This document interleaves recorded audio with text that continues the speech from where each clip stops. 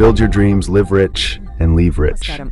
మనందరం డబ్బు సంపాదిస్తాం కానీ నెల తిరిగేసరికి ఆ డబ్బు ఎటుపోతోందో అర్థం కాక ఒక రకమైన ఆందోళన. చాలామందికి ఇదే పరిస్థితి కదా. ఫైనాన్షియల్ ప్లానింగ్ అంటే ఏంటని అడిగితే ఏవో కొన్ని మ్యూచువల్ ఫండ్స్ కొనడమే కదా అంటారు. కాని అదొక పెద్ద పొరపాటు. నిజం చెప్పాలంటే అది ప్లానింగ్ కానే కాదు, జస్ట్ ఒక ఆశ అంతే. ఈరోజు మనం అదృష్టం మీద కాకుండా ఒక పక్కా ప్రణాళికతో సంపదను ఎలా నిర్మించుకోవాలి, దాన్ని ఎలా కాపాడుకోవాలి, ఇంకా మన తర్వాత తరాలకు దాన్ని ఎలా భద్రంగా అందించాలో తెలుసుకుందాం. ఇది మీ ఆర్థిక స్వేచ్ఛకు ఒక అసలైన బ్లూప్రింట్. చూడండి, సంపదను సృష్టించడానికి మన ముందు 2 దారులుంటాయి. ఒకటి జూదరి దారి. చాలామంది తెలిసో తెలియకో ఇదే దారిలో నడుస్తుంటారు. ఎవరో చెప్పారని, మార్కెటు బాగుందని అలా గుడ్డిగా పెట్టుబడులు పెట్టేయడం. ఇది ఖచ్చితంగా గందరగోళానికే దారితీస్తుంది. ఇక రెండోదుంది చూసారా, అది శిల్పిదారి.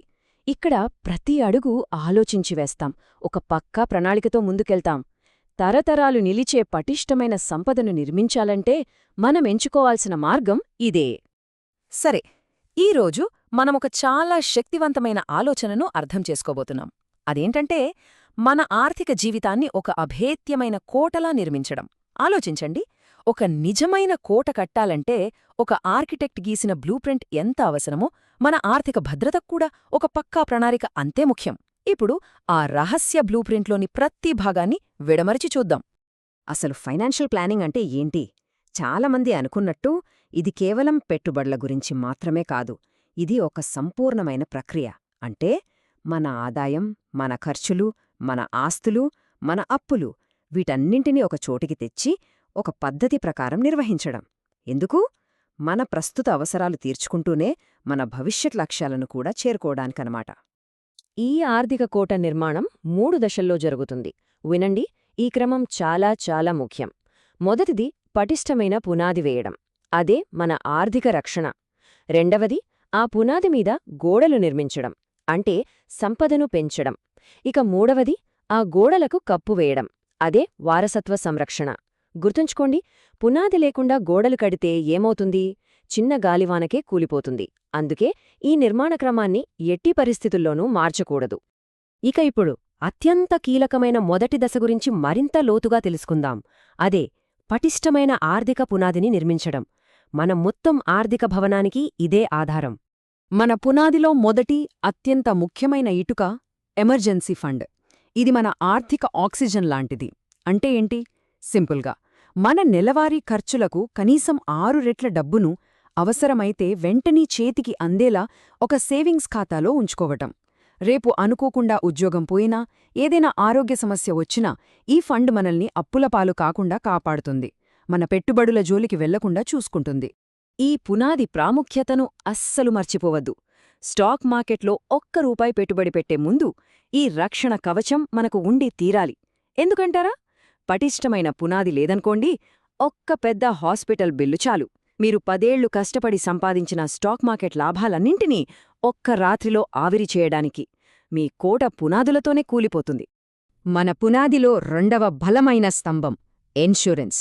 ముఖ్యంగా health insurance, term life insurance. ఈ వాక్యం చూడండి, ఆరోగ్య బీమా పత్రాలు కావు, అవి మీ పర్సుకి బాడీగార్డ్లు. ఎంత నిజం కదా! హెల్త్ ఇన్సూరెన్స్ ఏమో మిమ్మల్ని పెద్ద హాస్పిటల్ బిల్లుల నుండి కాపాడుతుంది. టర్మ్ ఇన్సూరెన్స్ ఏమో మీరు లేనప్పుడు మీ కుటుంబాన్ని ఆర్థికంగా కాపాడుతుంది. ఈ రెండూ మీ కోట పునాదికి ఉక్కు కవచాలన్మాట. సరే, ఇప్పుడు మన పునాది పటిష్టంగా ఉంది. మనం ఆర్థికంగా సురక్షితంగా ఉన్నాం. ఇప్పుడు మనం మన కోట గోడలను నిర్మించడం మొదలుపెట్టవచ్చు. అంటే మన సంపదను పెంచే వృద్ధి దశలోకి అడుగుపెట్టొచ్చు. అయితే మన సంపదను పెంచే క్రమంలో మనకు తెలియకుండానే మన డబ్బును దొంగిలించే ఒక నిశ్శబ్ద శత్రువు ఉంది. దాని పేరే ద్రవ్యోల్బణం లేదా ఇన్ఫ్లేషన్. సింపుల్గా చెప్పాలంటే ఇది మన డబ్బు కొనుగోలు శక్తిని కాలంతో పాటు నెమ్మదిగా తినేస్తుంది. ఈ దొంగను ఓడించటమే మన పెట్టుబడుల మొదటి లక్ష్యం కావాలి. ఈ ద్రవ్యోల్బణం ఎంత ప్రమాదకరమైందో మీకొక ఉదాహరణతో చెప్తాను, వినండి. ఈరోజు మీ చేతిలో ₹1,00,00,000 1,00,00,000. జస్ట్ 6% ఇన్ఫ్లేషన్ ప్రతి ఏటా. అలా 20 ఏళ్లు గడిచాక ఆ ₹1,00,00,000 విలువ ఎంతుంటుందో తెలుసా? ఊహించగలరా? కేవలం 31 లక్ష అంతే. అంటే మన కళ్ల ముందే మన డబ్బులో దాదాపు 70% గాల్లో కలిసిపోయినట్టే. మరిప్పుడు చెప్పండి, బ్యాంకులో డబ్బు దాచుకుంటే సేఫ్ అని ఎలా అనుకోగలం? ఆలోచించండి. అందుకే పెట్టుబడి పెట్టడమనేది ఒక ఆప్షన్ కాదు, అది ఒక అవసరం. దాని అసలు ఉద్దేశం కేవలం ధనవంతులవడం కాదు. ముందుగా ఆ ద్రవ్యోల్బణాన్ని ఓడించి మన డబ్బు విలువను కాపాడుకోవాలి.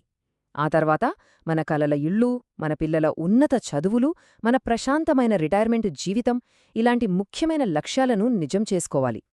సరే, మన కోటగోడలు కట్టాలంటే రకరకాల నిర్మాణ సామగ్రి కావాలి కదా. దీనినే మనం అసెట్ అలోకేషన్ అంటాం. ఈక్విటీ లేదా స్టాక్స్, ఇవి ఇటుకల వంటివి, వేగంగా వృద్ధిని అందిస్తాయి. డెట్ లేదా బాండ్లు, ఇవి సిమెంట్ లాంటివి, నిర్మాణానికి స్థిరత్వాన్నిస్తాయి. ఇక బంగారముంది కదా, అది ఉక్కు కడ్డీల వంటిది. ప్రపంచవ్యాప్తంగా ఏదైనా గందరగోళం ఏర్పడినప్పుడు మన కోటకు అదనపు బలాన్ని, రక్షణనూ ఇస్తుంది. ఓకే, మనం పునాది వేశాం, గోడలు కట్టాం, మన కోట ఇప్పుడు పటిష్టంగా నిలబడింది. కాని అసలైన పని ఇక్కడే మొదలవుతుంది. ఫైనాన్షియల్ ప్లానింగ్లో చాలామంది మర్చిపోయే చివరి, అత్యంత ముఖ్యమైన దశ ఇది. అదేంటంటే, మనం లేనప్పుడు కూడా ఈ కోట మనవాళ్లని ఎలా కాపాడుతుందో నిర్ధారించుకోవడం. ఒక్కసారి ఆలోచించండి, మీరు జీవితాంతం కష్టపడి 5 కోట్ల రూపాయల విలువైన కోటను కట్టారు, చాలా గొప్ప విషయం. కానీ సరైన వారసత్వ ప్రణాళిక లేకపోవడం వల్ల మీరు లేనప్పుడు ఆ ఆస్తి కోసం మీ కుటుంబ సభ్యులే 10 ఏళ్లపాటు కోర్టుల చుట్టూ తిరుగుతూ వాళ్లలో వాళ్లే గొడవపడుతుంటే, మీరు పడిన కష్టానికి, మీ త్యాగానికి ఏమైనా అర్థముంటుందా? అస్సలు ఉండదు. ఈ గందరగోళాన్ని నివారించడం నిజానికి చాలా సులభం. దీనికోసం కొన్ని సాధనాలున్నాయి. మొదటిది స్పష్టమైన వీలునామా రాయడం. రెండవది మన ప్రతి బ్యాంక్ ఖాతాకు, ప్రతి ఇన్వెస్ట్మెంట్కి, ప్రతి ఇన్సూరెన్స్కి తప్పనిసరిగా నామినీలను నియమించడం. ఇక మూడవది మన ఆర్థిక వివరాలన్నింటినీ ఒకే చోట పెట్టి మన కుటుంబ సభ్యులకు సులభంగా అర్థమయ్యేలా ఒక పత్రాన్ని సిద్ధం చేయడం. ఈ మూడింటిలో నామినేషన్ అనేది అత్యంత సులభమైన కాని చాలా శక్తివంతమైన సాధనం. సింపుల్గా చెప్పాలంటే, మన ప్రతి పెట్టుబడికి మనం లేనప్పుడు ఆ డబ్బు ఎవరికి చెందాలో ముందుగానే ఒక పేరును చేర్చడం. ఈ 5 నిమిషాల పని మన తరువాత మన కుటుంబానికి సంవత్సరాల కొద్దీ కోట్ల చుట్టూ తిరిగే బాధను తప్పిస్తుంది, సంపద బదిలీని చాలా సులభం చేస్తుంది. చూసారా, మనం ఈ ప్రయాణాన్ని పూర్తి చేశాం. ఇప్పుడు మీ చేతిలో కేవలం సమాచారం కాదు, ఒక సంపూర్ణమైన బ్లూప్రింట్ ఉంది. ఆర్థిక గందరగోళం నుండి ఒక స్పష్టత వైపు, అదృష్టం మీద ఆధారపడటం నుండి ఒక పక్కా ప్రణాళిక వైపు మిమ్మల్ని నడిపించే ఒక శక్తివంతమైన ప్రణాళిక ఇది.